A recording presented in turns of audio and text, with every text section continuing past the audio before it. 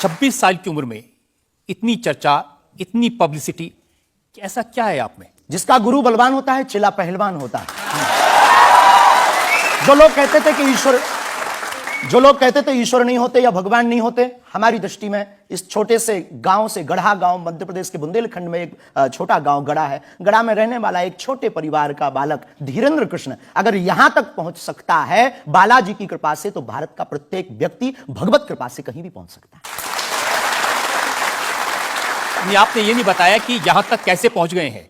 ये जो लोग हैं, जो फॉलो करते हैं, जो आपके बारे में इतनी बातें करते हैं, ये क्यों करते हैं? क्या है आप में?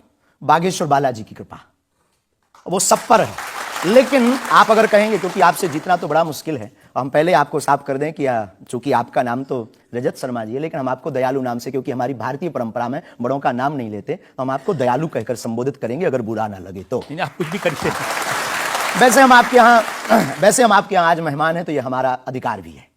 तो दयालु जी, हमारे ऊपर, सबके ऊपर बागेश्वर बालाजी की कृपा है। लेकिन हमने अपने गुरुदेव की जो चरणों की सेवा की, उस सेवा के माध्यम से ऋषि परंपरा की जो मंत्र विधा हमको प्राप्त हुई है, वो हमारे पास एक ऐसी अनूठी है जिससे पूरा विश्व की मंगल कामना भी करते हैं। पूरा विश्व अपनी समस्याओं के समाधान के लिए गुरु के नाते बागेश्वर धाम चला आता है। शायद इसीलिए लोग हमारे पास आते हैं। मैंने तो ये देखा कि जब से आप संस्कार टीवी पर आना शुरू हुए और लोगों ने आपके प्रवचन सुने, तो उसके बाद लोकप्रियता बड़ी तेजी से बढ़ने लगी। हाँ, ये कह सकते हैं माध्यम है, परंतु देखो साधन है, साध्य नहीं। दरबार 3 पीढ़ी से लग रहा, हमारे दादा गुरु जी भी लगाते थे, हम भी 11 साल से लगा रहे। नजर आपकी आज पड़ी है अब इसमें, और हमें यह लगता है कि इसमें ये हमारी गलती नहीं है, देखने वाले की गलती है। बड़ी देर से देखा है हमें, हम तो पहले से ही गुरु कृपा से चमकदार थे। मुझे तो लग रहा है बहुत जल्दी देख लिया आपको भी, तो आपकी उम्र ही कुछ नहीं है। हम उस परंपरा से हैं, जब 5 वर्ष की अवस्था में ध्रुव जी लीला कर सकते हैं, प्रहलाद जी लीला कर सकते हैं, तो हम 26 साल में क्यों नहीं लीला कर सकते?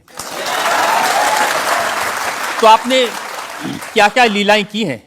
कोई ऐसी लीला नहीं की जिसमें हम फंसे, लेकिन आपकी अदालत में आए हैं, तो आपके उसमें आप जो कह रहे हैं, तो हमारे जीवन में गुरु कृपा से जो किया, सब सनातन के लिए किया, और केवल सनातन के लिए करें। लीला का मतलब ये, हम कोई ईश्वर नहीं है, हम कोई भगवान नहीं है। साधारण जैसे ये इंसान है, वैसे हम मानव हैं, हमें कोई अलग नहीं है। बस हमने अपनी परंपरा को ठीक से जाना, ये अलग है। आप जब स्कूल में पढ़ते थे, तो जैसे बाकी छात्र होते हैं ऐसे ही थे लगभग, और मास्टर जी कहते थे ये स्कूल में ना है तो अच्छा, इतना शरारती है? हाँ, उपद्रवी तो थोड़ा थे, क्योंकि हम जाते थे तो एक तो बहुत कम जाना होता था, लेकिन बहुत गंभीर और सौम्य भाव से हम जाते थे, और लोगों की भावनाएं हमारे पास रहती थी। चूंकि हमारे दादा गुरु का नाम बहुत प्रसिद्ध था, तो दादा गुरु के कारण लोग हमको भी प्रेम देते थे, स्नेह देते, दुलार देते। हमारे दादा गुरु जी को हनुमान जी का 2 बार साक्षात्कार हुआ, ऐसा हमने माना और उनके अनुयायियों ने माना। तो हम जब स्कूल में जाते थे, तो बचपन से ही बड़ी कृपा थी, तो लोग, बच्चे हमारे पास आते थे, सब क्लासें एक साथ हो जाती थी, 9वीं 10वीं 8वीं सब एक हो जाती थी, जिसमें हम बैठते थे। अच्छा महाराज जी बताइए हमारी कितनी परसेंटेज बन रही है? तो हम, वो बचपन, उस वक्त ऐसा भाव रहता था दिखाने का। अब तो बहुत गंभीर हो गए, लोगों ने कह करके हमें बड़ा गंभीर बना दिया, तो वो भाव रहता, अच्छा ठीक है तेरी प्यारे 56% बन रही, और मेहनत कर, 60 हो जाएगी। तो कौन, हनुमान जी बताते थे कितनी परसेंटेज? गुरु प्रेरणा हमसे कोई शक्ति बात नहीं करती है, कोई सामने नहीं हमारे पास बैठती है, हमें तो अनुभव होता है, प्रेरणा होती है। जो ऋषि परंपरा में प्रेरणा है, जो हमारे भारत में अनेकानेक महापुरुष, तो हमको प्रेरणा लगती है, ऐसा अनुभव होता है कि ऐसा होगा, जैसे हमें प्रेरणा लग जाती है कि ऐसा होगा, वो हम लिख देते हैं, और इष्ट कृपा से और अपने इष्ट के प्रति आस्था से वो बात सत्य निकलती है।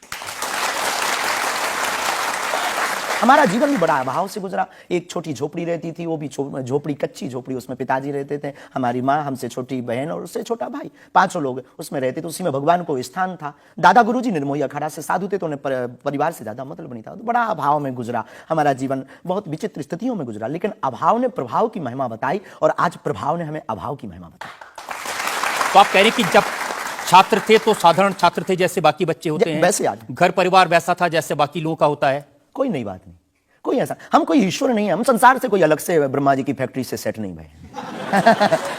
हम जैसी दुनिया है वैसे हम हैं। बस गुरु परंपरा और हनुमान जी की कृपा क्या होती है, शायद हनुमान जी ने और गुरु ने हमको चुना, ये ललकार कर बताने के लिए, हमें लगता है हमारा। तो इस देश में तो बहुत सारे लोग हैं जो हनुमान जी के भक्त हैं, करोड़ों लोग। हाँ, मंगलवार को, शनिवार को मंदिरों में जाते हैं, व्रत रखते हैं, प्रसाद चढ़ाते हैं। तो हनुमान जी ने आपको क्यों पकड़ा?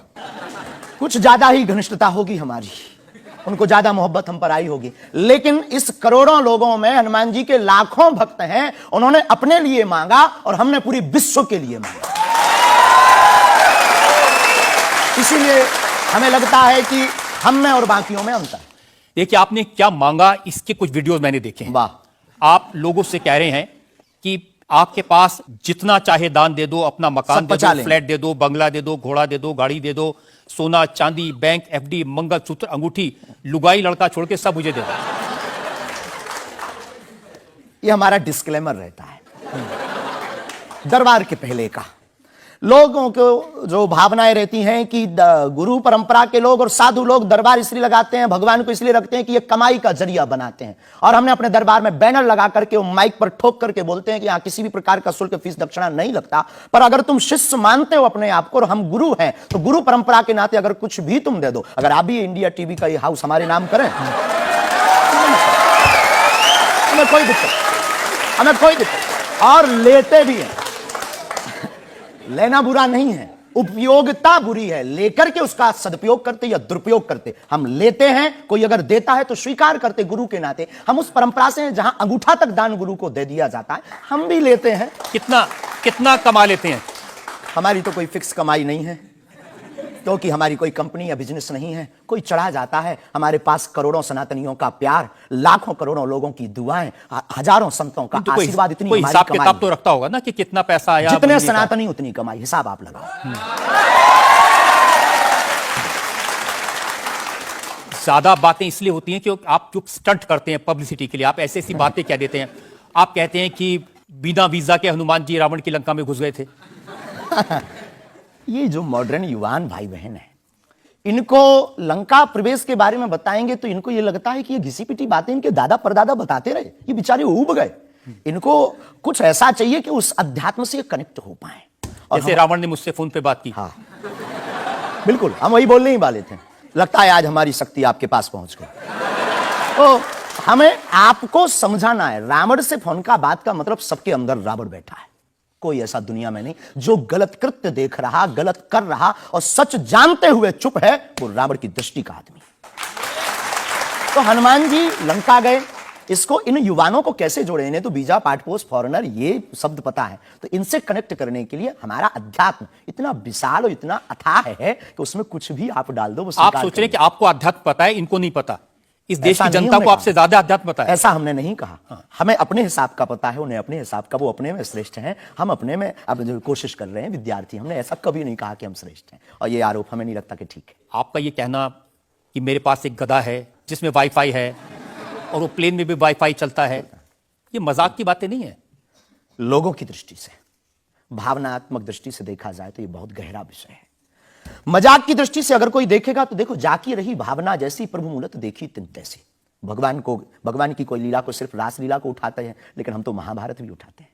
तो अपनी अपनी दृष्टि है, हम ये मजाक में नहीं कहते। हम उनको बताना चाहते हैं कि हमारे देवी देवताओं से जो हमारे इष्ट की परंपरा की जो निशानी है, वो अगर नजदीक रहे, गुरु की निशानी अगर नजदीक रहे, माता पिता की बातों की निशानी नजदीक रहे, तो बेटा कभी गलती नहीं करेगा, वो चार चांद लगाता रहेगा। शास्त्री जी, इसको कहते हैं आप अंधों के शहर में आईना बेचने की कोशिश कर रहे हैं।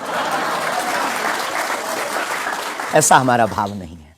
अपितु हमारा भाव यह है कि उस केवल वाईफाई को हम बताते नहीं, उसकी महिमा भी बताते हैं, और दरबार में आने वाले लोगों को उसकी महिमा का अनुभव भी कराते हैं। तो फिर वो जो बात मजाक की है ना, वो फिर अध्यात्म, आस्था, ईश्वर से जुड़ करके नास्तिक भी आस्तिक बन जाता है।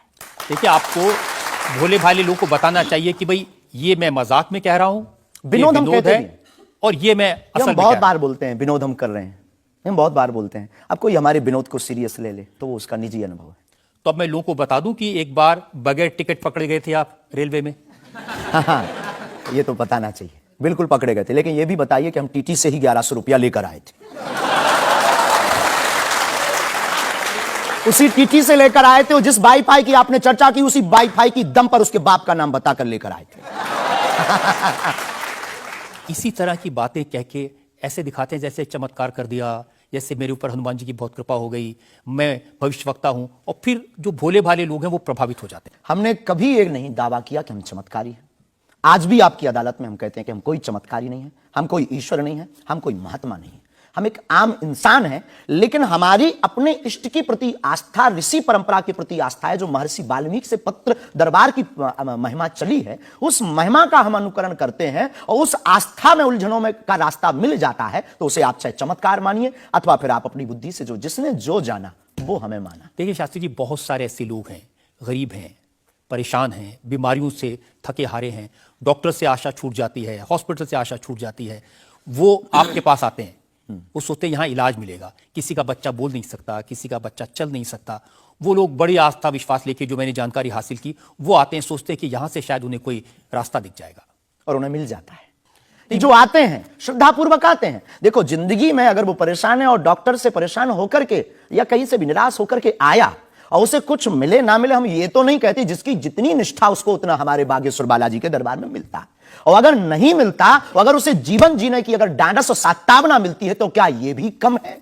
बिना पैसों में, बिना दक्षिणा दिए, बिना कुछ लगे अगर हनुमान जी से जुड़ रहा, अगर वो प्रभु से जुड़ रहा, अगर उसे जीवन जीने में 4 दिन की जिंदगी है, डॉक्टर ने कह दिया तुम मर जाओगे, लेकिन बागेश्वर धाम के नाम से उसके चेहरे पे मुस्कुराहट है कि मेरा हारे का सहारा है, तो अगर ये मुस्कुराहट उसके चेहरे पर आती, इससे किसी को गुस्ताखी क्यों? देखिए, अगर बागेश्वर धाम आने से लोगों का इलाज हो जाता है, तो फिर आपको कैंसर हॉस्पिटल बनाने की क्या जरूरत है? यही तो हम बताना चाहते हैं कि दुआ और दवा दोनों आवश्यक है। हमने ये नहीं कहा कि हम डॉक्टरों के खिलाफ हैं। अब मैंने पूछ लिया तो आपने दवा ऐड कर दिया उसमें। नहीं, हमने औषधालय बागेश्वर धाम पर खुलवाया है और मंदिर के समीप खुलवाया है। वहां पर ग्राम पंचायत का भवन है, वहां पर आयुर्वेदिक औषधालय है। दुआ और दवा मतलब नीचे दवा है और वहां ठीक नहीं हुए तो दुआ के लिए चढ़ जाओ मंदिर पर, दोनों काम करेगा, ठीक है। और ये कोई नई बात नहीं है, हमने ऐड नहीं की, डॉक्टर खुद ऐड करता है, ऑपरेशन करता है, जब ठीक नहीं होता तो वो भी कहता है तुम भी प्रार्थना करो। लेकिन ये सही है कि जिस इलाके में आप हैं, उस इलाके में बहुत सारे ऐसे लोग हैं जो इसी तरह पर्ची निकालते हैं, जो इसी तरह दुआ की बात करते हैं। पूरे भारत में ऋषि परंपरा के अनेक लोग हैं,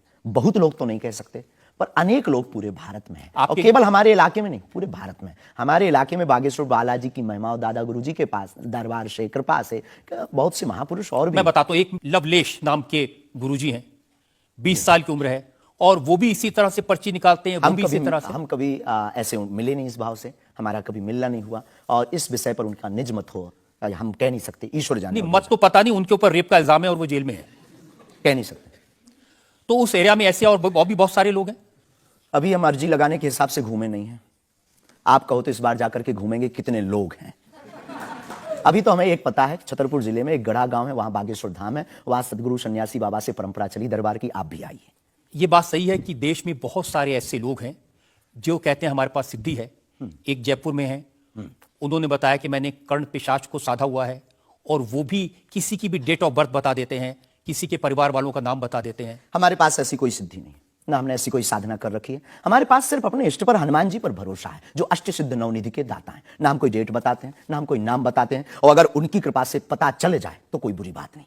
जनता में जो सवाल पूछना चाहते हैं, आमतौर पर क्या होता है कि संत का नाम आते ही हमारे माइंड में एक इमेज बनती है कि गाड़ी होगी, बहुत ही जो उनकी वेशभूषा होगी बहुत ही सिंपल और सरल होगी, लेकिन आपकी वेशभूषा देख के, टोपी देख के लगता है एकदम कलरफुल रहता है।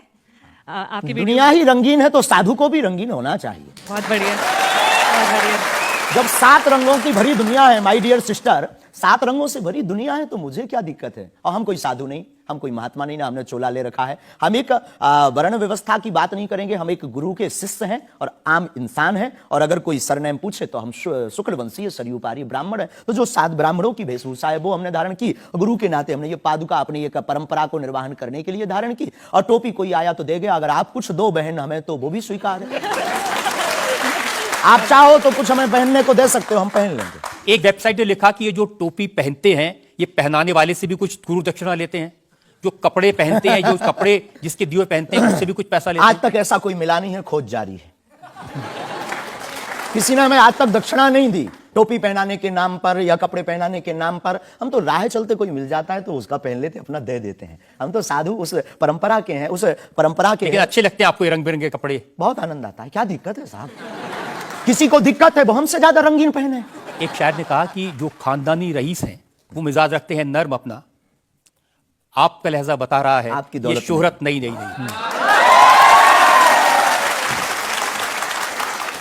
लोगों को लगता है, हमें लगता है कि हमारे जीवन में न हमें धन प्रिय है, न मान प्रिय है, न सम्मान प्रिय है, हमें हनुमान प्रिय है। और हमने जब से जन्म लिया तब से हम धनवान है, क्योंकि हमारे हनुमान है। और दुनिया का प्रत्येक हनुमान भक्त धनवान है जिसके जीवन में हनुमान है।